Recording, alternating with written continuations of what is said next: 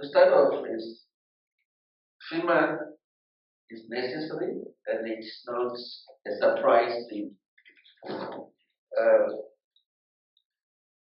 Every time when I join NAMFISA, I walk around, everybody used to ask me, when will FIMA come into place?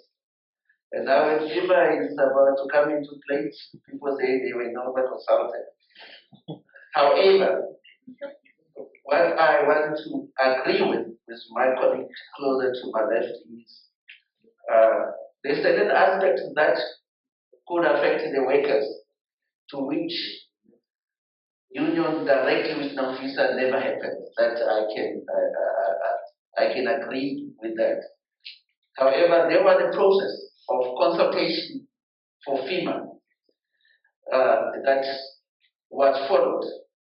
One, maybe to put the context, when FIMA was in making, there was a consultation with the industry that is being regulated,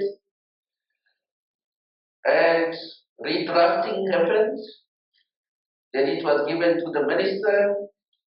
The minister by then also called stakeholders that the minister didn't fit to call, and the minister had that consultation, and FIMA was redrafted again. Again, on FIMA, given that FIMA is quite complex in some instances, the minister also asked that we need to make presentation as the authority as the Minister of Finance to the parliamentarian, which we made on various occasions. And so that the parliamentarian can also be brought to speed. And that is on FIMA. And on the regulation, the law is quite clear.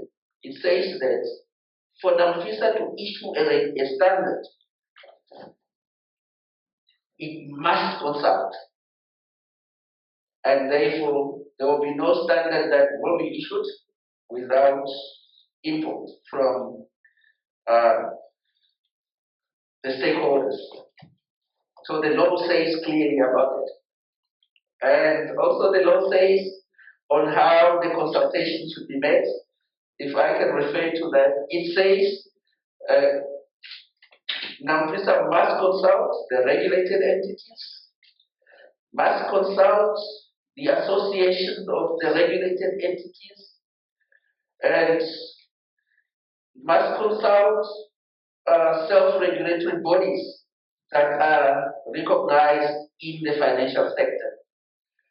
So what we have been doing over time in preparation for FIMA, there are certain standards that have been chosen that can be, which are critical for the implementation of FIMA.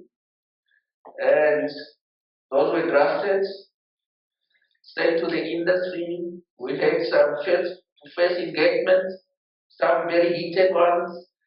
But what I liked out of it was that at least we agreed on principles. And then redrafting happened. We were not supposed to do that, but that's what we thought is a good thing to do.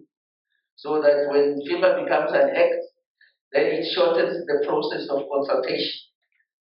Now when FIMA became law, we gazetted the standards for consultation, and we are still in that consultation phase. And what we did is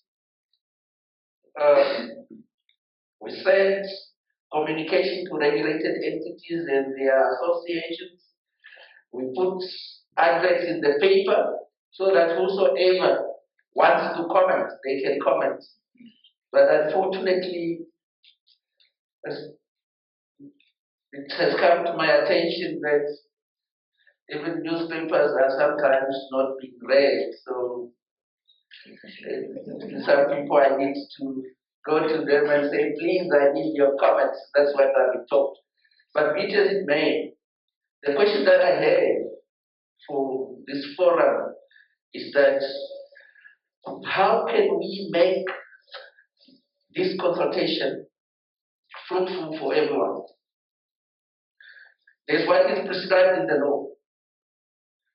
But NAMFISA is willing to go beyond what is prescribed in the law. Because what we need is to have a robust regulation that is beneficial for the Namibian people. And this is what we, as people around this table, can say, look, I want also to have my say.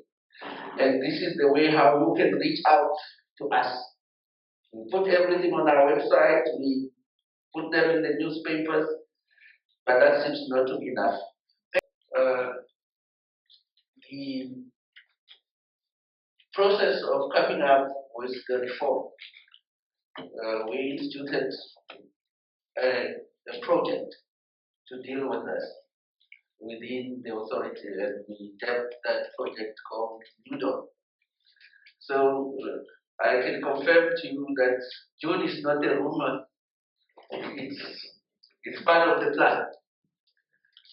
So we have a process within the authority, how we collect information, how that information goes through the governance process up to the level where it needs to get out of NAMFISA to the minister's stable.